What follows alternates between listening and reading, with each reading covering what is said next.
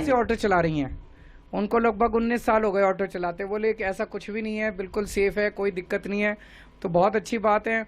मैं सभी बहनों को भी बहुत बहुत बधाई देता हूं जो ई ऑटो जिन लोगों को आज मिले हैं। तो मुझे लगता है हम सब लोगों के लिए गर्व का दिन है।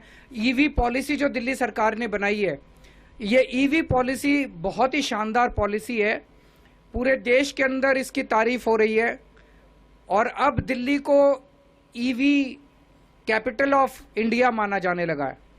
दिल्ली देश की राजधानी तो है ही, लेकिन अब ये ईवी कैपिटल भी माना जाने लगा है।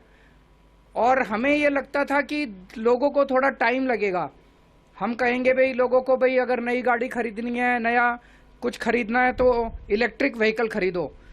लेकिन जितनी तेजी से लोगों ने दिल्ली के अंदर इलेक्ट्रिक व्हीकल खरीदने चालू किए, उससे हमें भी आश्चर्य होने लगा है।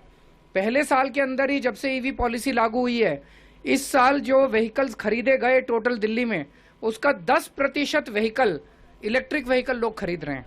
तो लोगों के अंदर भी इलेक्ट्रिक व्हीकल को लेके काफी उत्साह है।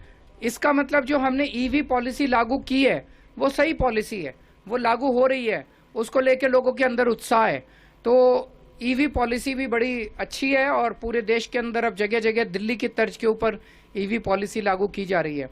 अगर मीडिया के साथियों के कोई एक दो प्रश्न है तो आप पूछ सकते हैं।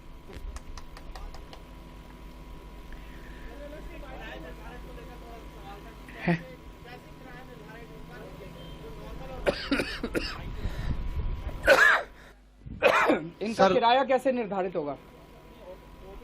सेम किराया रहेगा जो दूसरों का है, सेम किराया होगा, दोनों में फर्क नहीं होगा। नहीं, इन पे जनता को भी थोड़ा सा फायदा मिलना चाहिए ना। इन लोगों को भी 50 पैसे मिलेगा तो फिर जनता को थोड़ा सा क्या फायदा मिल सकता है। अभी इनको शुरू करने देते हैं, फिर उसको एग्जामिन कर लेंगे। सर, सरकार किस तरह से सपोर्ट कर रही है इसको? बता रहे थे कि लोन जो है वो भी सरकार सारा बता रही है और सब्सिडी लोन इंटरेस्ट में भी कुछ रियायत दे रही है। तो इसमें सिंगल विंडो सिस्टम हमने पूरा तैयार किया, पूरा पोर्टल तैयार किया, सॉफ्टवेयर तैयार किया, CSL के साथ पार्टनरशिप किया है।